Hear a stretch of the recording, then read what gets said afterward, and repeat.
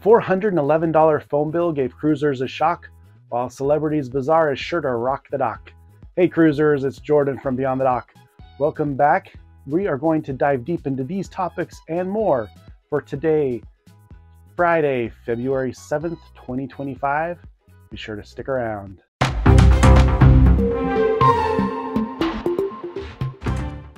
First up, have you ever dreamed of staying at a billionaire's private island?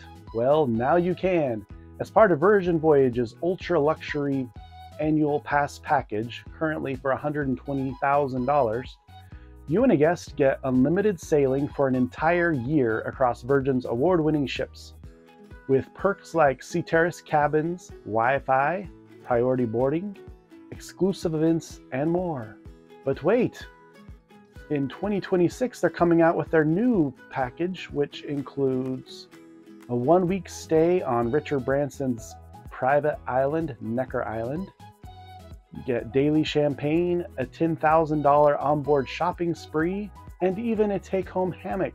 And all this for the updated price of $199,000. I think it's a pretty cool deal. You get unlimited sailings for the year and a week on Necker Island. That's pretty cool. But I don't have $199,000 laying around, but if I did, I don't know, I might do it anyway because I really like cruising, and Virgin is currently my favorite cruise line. But would you do it?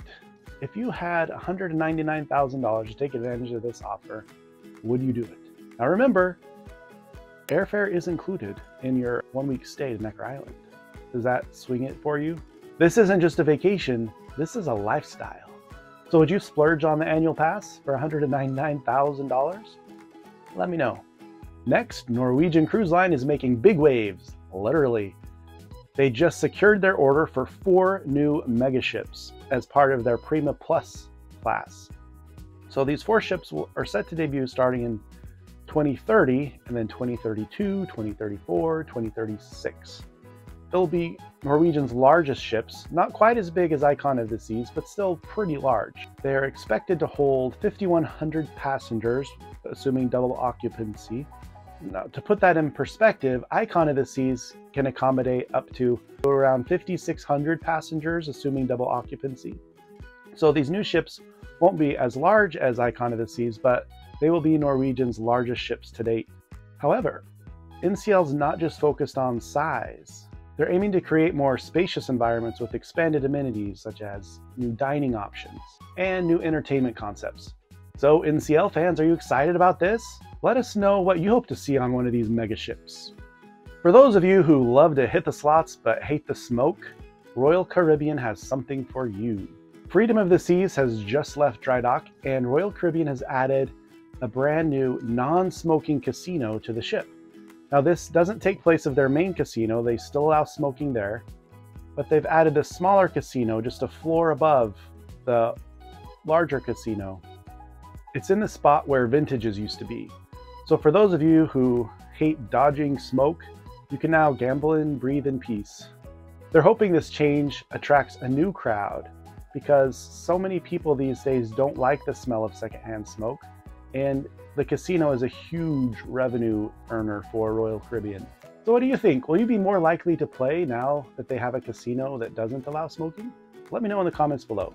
In less glamorous news, about 90 people fell ill with gastrointestinal symptoms on board Royal Caribbean's Radiance of the Seas. It had just started its week-long Caribbean cruise out of Tampa when this happened. This prompted the CDC to get involved, with measures taken to contain the situation. While cruise ships have strict hygiene protocols, this is a reminder to always implement good hand hygiene. Always wash your hands. It's certainly not the fun part of cruising, but this stuff happens and it's important to be aware and reminded, always wash your hands. So have you ever experienced anything like that? Has there been an outbreak on a cruise you've been part of? I'm interested to know. Let me know in the comments below. Switching gears to something more exciting, Celebrity Cruises is debuting the Bazaar on board the Celebrity Excel. This innovative space is designed to be a vibrant hub of activity, blending gourmet dining, boutique shopping, and interactive entertainment all in one venue. Imagine strolling through a vibrant marketplace where you can savor global street food, discover unique artisanal products, and enjoy spontaneous performances, all without leaving the ship.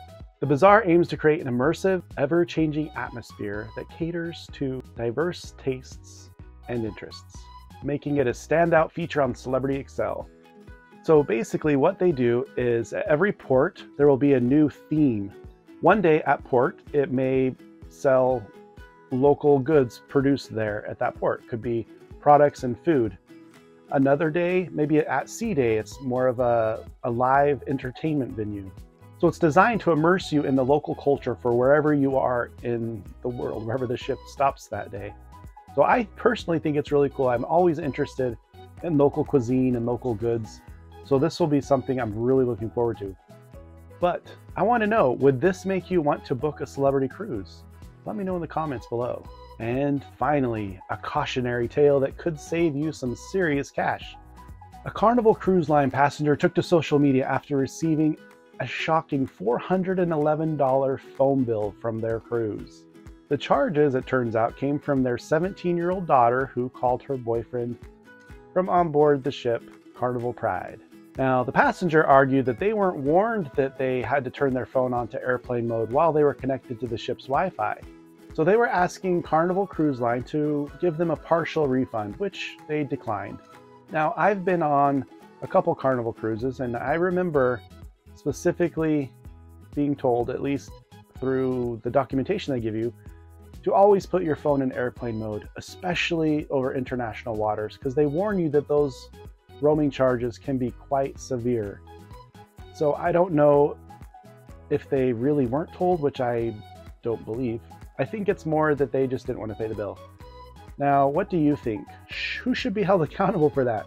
Should it be the cruise line for not doing more to make sure passengers are aware they need to put their phone in airplane mode? Or should it be the 17-year-old who racked up the bill herself? Tell me in the comments. Here's a pro tip. Always put your phone in airplane mode and connect to the ship's Wi-Fi with a plan that suits your needs. Don't find out the hard way like this guy did. Have you ever had any unsuspecting bills? Let me know in the comments below. Your story could help someone else save a lot of money. So to wrap up, Virgin Voyages comes out with their 2026 annual pass that includes a stay at Necker Island. We had Royal Caribbean coming out with a no smoking casino on board the Freedom of the Seas. And Celebrity Cruise Line is launching the Bazaar. And remember, watch those roaming charges. Which story stood out to you the most? Let me know in the comments below. That's it for today's cruise news. So as always, please like and subscribe and hit that bell so you're alerted of the next cruise information that we send out. Until next time, we'll see you as we venture beyond the dock. Happy cruising.